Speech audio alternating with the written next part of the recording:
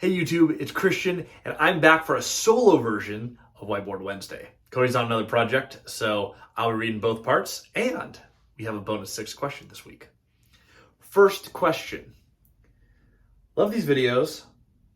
My question for next week, now this week, is how long do you have to build the relationship with the seller until you feel like you can start the transactional phase? This is from MD Nahid.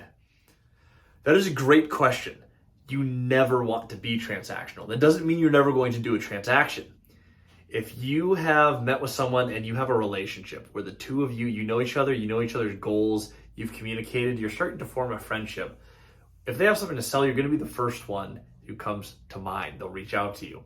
It's not that we never propose sales. Sometimes I'll talk to someone and the only thing they want to do is get rid of a property.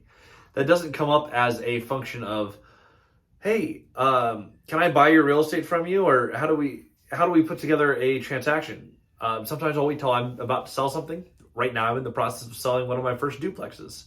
My conversation with one of the local owners was, hey, last time we talked, you said you were getting rid of some stuff. I am going to be more liquid. In our last conversation, they were asking about where money comes from and they wanted to see more liquidity from me. So it was a natural extension of our conversation to let them know where I was at and how that was changing.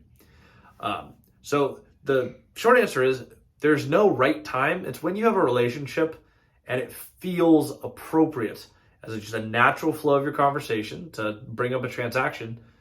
If you're networked with owners trade properties. It's just part of the relationship. Next question. This is from Corey Caldwell. Enjoy your content. Is there a link to the calculator for analyzing your properties?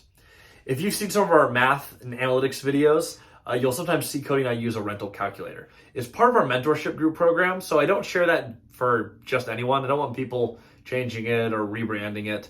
If you're part of our mentorship group, we meet once a month. It's a couple hours a month. There's a national call. We go over how to do the math, and the point of that document is so that everyone is on the same page, speaking the same language. Pretty easy to create yourself in Excel. Any calculator will do. If you're looking for a great calculator online, Bigger Pockets actually has a phenomenal calculator that can do most of what we do on that Excel sheet. All right, next from T. Durden. If a lot of the apartments around my area are owned by out-of-state investment firms, should I still try to reach out to them? Or should I just focus on local mom and pop owners? It's a great question. Generally, focus on your local owners, but you can focus on absolutely anyone. Turns out the big investment firms do own real estate. There's an owner behind that LLC. If you haven't seen it yet, we did a video sometime last week on how to find owners in your market, how to find absolutely anyone. This will help you find the owner behind that LLC, and you can reach out to them directly. So you can approach them just like you would a mom and pop. Turns out they're just people too. This from Christ Gives Life.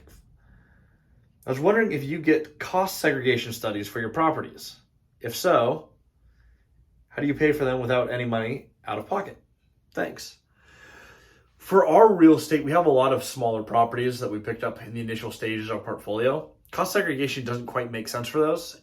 This is a great question for your CPA on when it makes sense. Some of the things that you can write down over a shorter period of time is the shared utilities. Think of like a in-building AC. If every unit is on a centralized AC, that's something that you can segregate and depreciate on an accelerated schedule.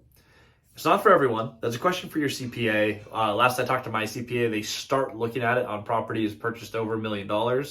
And then we start looking at the actual makeup of that property to see if it makes sense. Thus far, it's not something we've done. We will likely be doing that this year on the larger buildings like the 38. Good question. From Jesus Saves. We have a theme in the naming this week. Thanks for the video. How do you structure an LLC with private lenders involved?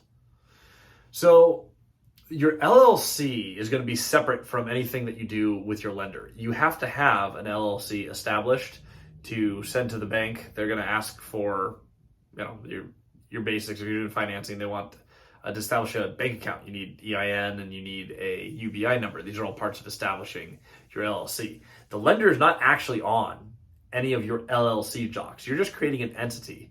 Your LLC can be whatever all the lawyers sign off on. For ours, we have different debt structures, equity structures, different numbers of partners on different deals. No matter how you set it up, they're lending to the entity. So your LLC setup doesn't change all that much as far as the lender is concerned. And let's see here, we have, this is in response to our prospecting using Google Maps and how we find every owner ever just using Google, no paid services. Link will be in the description below. Very insightful video. Never knew utilizing Google Maps and other free sites would be this useful. Would you guys do a live video of finding a deal with this method? Thank you. We will be doing a mock-up video of some of these things. We don't record a lot of live calls on this channel, and that is a conscious decision. It's usually role play while we make these calls. We don't want to include anything that, if someone doesn't realize that they're being recorded or know, it's just not authentic to script it and put it online with someone. So if I asked them, hey, can we record? It just doesn't, it's not a real conversation anymore. And I don't want to put any content online with an unknowing subject. So short answer, you won't see us do it live, but we are absolutely happy to role play that. And that is something that you will see on this channel, how we actually find that, how we make that call and what that call looks like. You see pieces of it in some videos, but we will target that specifically. And that's it for our 6 questions this week. Cody will be back next Wednesday, but I hope you enjoyed this. Every week, we're doing these 5 questions. So like, subscribe, follow for more. Ask your questions here in the comments. We will answer all of them, or at least everyone that we can get to. Today was a bonus 6 question, generally 5 questions every week. I will see you guys next time.